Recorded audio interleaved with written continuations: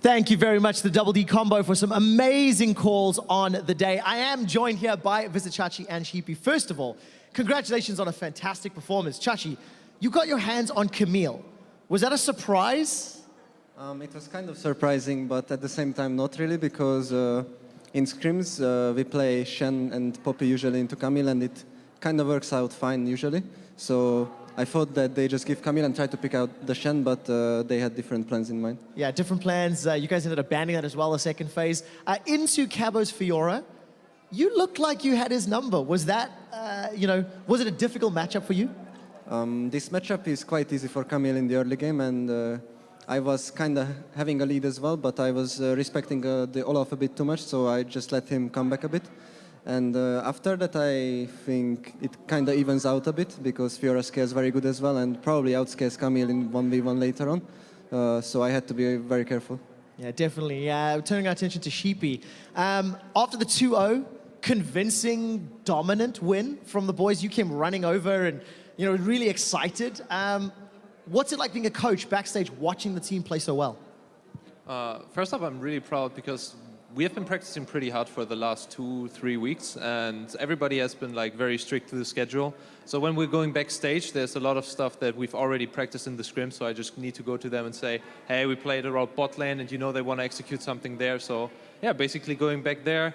Also for the first game for Samox and Xerxe, they didn't really show much nerfs there, so it was really easy interacting in the backstage, and we just went right into pick and bans. Talking about the first game, whose brainchild was giving up Rengar and Malzahar and locking Poppy and Lulu first rotation and Ivern as well? I mean, where did that come from? It just originates from the players. We have been talking about what they are fine and comfortable giving away, so Healy loves playing Lulu into Malzahar, and also if Rengar jumps into Lulu, the ultimate just pops up and it's very hard to follow up afterwards. So he feels really comfortable, and that was actually something we had prepared before.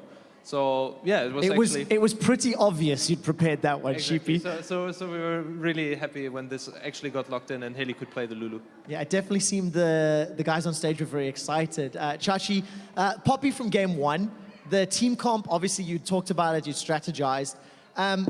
Is that something we can expect more of from the Unicorns of Love, these well thought out counters to OP champions? Actually, we can kind of expect that because we have a lot of picks that we can pick into the right now OP champions, and they don't seem that OP. So we can give up some of them and get something in return. But I think in the first game we had team comp that was just scaling way better than the enemies. So all we had to do was play a bit safe on lanes, and we knew that we will naturally outscale. So it kind of gives a lot of confidence as well if we can get all the picks that we want, and that's what happened game one. Yeah, definitely the case. It was extremely entertaining to watch. I want to stop talking about this series and just step back. Chachi, I'm sure you've had a chance to scrim a lot of teams, throughout the EU LCS. In terms of the Group B and the rest of the teams we've seen over the last 2 days, this was one of the most dominating performances. Where is Unicorns of Love power ranking? How much better can you get? I think we are kind of even with H2K or Splice right now, and I believe we have more potential than them. And I think our roster right now is extremely talented. The two players that we picked up are really good and show a lot of promise in the future as well. So I believe this is maybe one of the most talented rosters that I've had the pleasure to work with. So I'm really looking forward to where we can improve, and I believe in the team. Sheepy smiling like a proud dad. This is the last question, Sheepy. How will you keep your unicorns in line and not prevent them going down the chaos-style route that we've seen from unicorns of past? Well, if that's the winning style, then we go whatever style they want to go for, but I just support the players and play on their strengths, so I'm really excited where this is going to head. I don't know either, but so far I just see the same promise that Chachi is seeing, so I'm so excited for the coming weeks. I think we can improve a lot. Fantastic. Thank you again for the interview. Congratulations on the 2-0. We're going to head over to the analyst desk to take away the post-game lobby.